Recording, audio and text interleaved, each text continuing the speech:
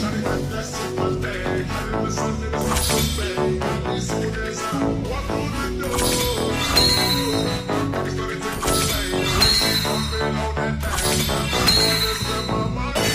because they're not afraid to fall.